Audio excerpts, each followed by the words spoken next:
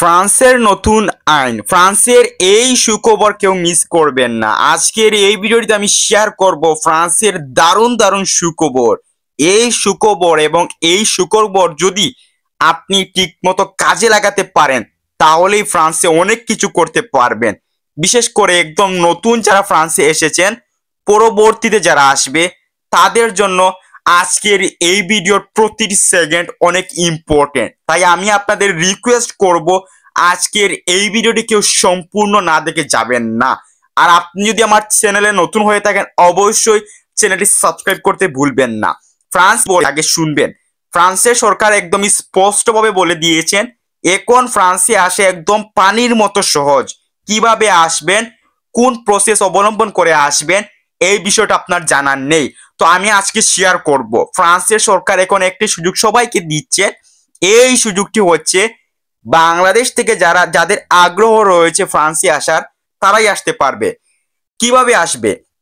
প্রথম আপনাকে যেটা করতে হবে, ফ্রান্সের সরকার স্পষ্ট বলে দিয়েছেন আপনার যে এমবেসি রয়েছে, বাংলাদেশের যে এমবেসি রয়েছে সেই এমবেসির সাথে আপনাকে কানেক্ট হতে হবে বা যোগাযোগ করতে হবে, অথবা আপনাকে ইন্টারনেটের মাধ্যমে তাদের সাথে কানেক্ট হতে হবে। তো কানেক্ট হওয়ার পর আপনাকে যে বিষয়টা স্পষ্ট বা দেখতে হবে ওই জায়গায় দেখবেন গিয়ে আপনার এমবেসিতে গিয়ে, অথবা ইন্টারনেটে যখন আপনি সার্চ করবেন ঢাকা ফ্রান্স এমবেসি তাহলেই চলে আসবে। ওইখানে অনেকগুলো অপশন ক্লিক করার পর দেখবেন যে এখানে রয়েছে স্টুডেন্ট ভিসা।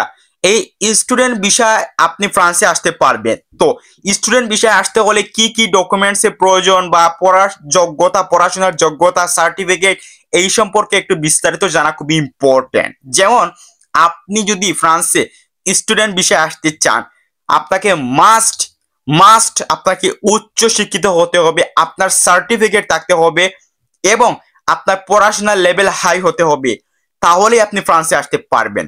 যেমন হচ্ছে আপনার বাংলাদেশে পড়াশোনার লেভেল অনেক ভালো, আপনি পড়াশোনায় অনেক শিক্ষিত বা আপনার বিভিন্ন রকমের সার্টিফিকেট রয়েছে, তাহলে আপনি একমাত্র যোগ্য ফ্রান্সে আসার জন্য, আদারওয়াইজ কেউ আসতে পারবেন না। ফ্রান্সের মতো সুযোগ অন্য দেশে নেই। এটা ইংল্যান্ড বা লন্ডন নয়, কিন্তু এই লন্ডনে আপনি আইএলটিএস দিয়ে আসা যায়, ফ্রান্স ব্যতিক্রম। ফ্রান্সে যদি আপনার লেভেল, পড়াশোনার হাই লেভেল সবকিছু ঠিকঠাক থাকে বাংলাদেশে, তাহলে আপনি অ্যাপ্লাই করবেন। এবং কি কি ডকুমেন্টস এর প্রয়োজন আমি বলে দিচ্ছি।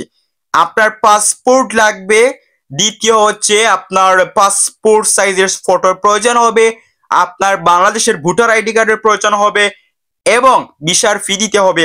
ভিসার ফি কত হবে সেটা আপনি এমবেসিতে গেলেই বুঝতে পারবেন। এবং আপনাকে সর্বপ্রথম এমবেসি থেকে একটা অ্যাপয়েন্টমেন্ট নিতে হবে। এই অ্যাপয়েন্টমেন্টটা খুব ইম্পর্টেন্ট, কারণ অ্যাপয়েন্টমেন্ট কিন্তু ফ্রান্সের যে এমবেসি রয়েছে তাদের অ্যাভেলেবেল কিন্তু থাকে না।